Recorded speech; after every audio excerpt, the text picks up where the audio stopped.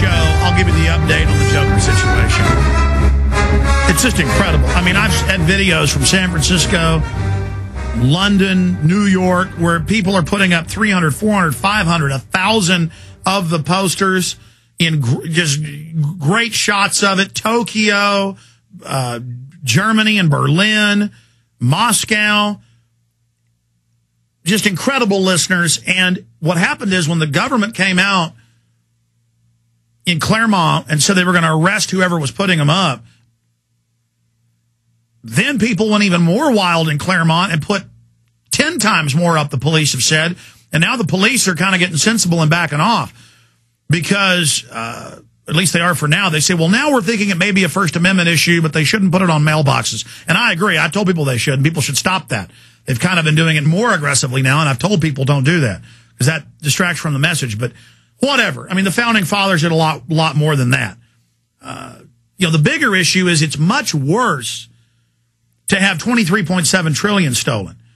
It's much worse to have all these serious government crimes going on than to have the government then hypocritically obsessing over someone's putting signs up on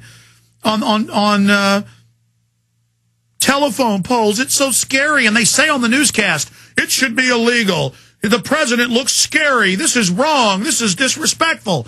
So the government looked crazy on the news, and the few citizens they showed saying they were against it. And it turns out the vast majority of the public's for it. And so it's totally blown up in the government's face. I'm going to cover it at the end of the show. Let's go to Sam in Florida. Sam, you're on the air. Welcome.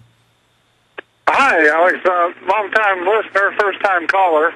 Welcome. Just wanted to ask you just a real quick couple questions. One, I live in Orlando, Florida, and we're surrounded by water. And I was wondering, when martial law is declared, where would you run to first if you lived in the state of Florida? Two, I've taken my kids out of the Osceola County School District this year because we're not going to have our kids, given the vaccination shot.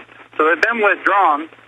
And I know that when my wife called the school to get them taken out of school, they said, geez, another one's being taken out? Why are you all withdrawing your kids? Well, I wonder why. Because we know the government's run by a bunch of criminals. That's why. Okay, well, we went and posted the Obama pictures all over Orlando, over by Universal Studios, over by Disney, just all over Orlando.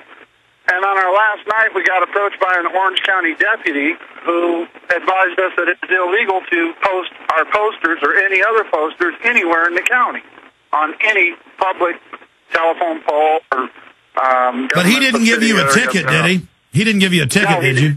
He did not, but the first thing he did... Here's the issue. Different towns allow it, some towns don't. That's why I said follow local laws. But if they selectively harass you when it's common law or common practice where you see hundreds of posters up and then you go put your poster up, then that's a fraud.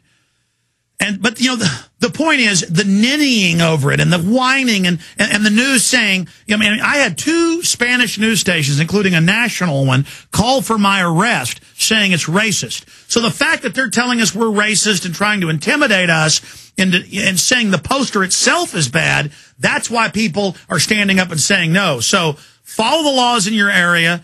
I certainly want to say that. But, sometimes, these little petty laws, too, are there to be ignored when you're talking about standing up against a tyranny. I mean, if we have martial law, they're going to say it's illegal to criticize the government. Well, that law is a fraud. They had laws saying black people were slaves. And finally, blacks stood up and said, I'm not your property, I'm a human being. So, what's your question? Well, the question is, again, the first question, I guess I'd actually answered my question, but the first question is, if you had a choice, is there a place to run to let me say this.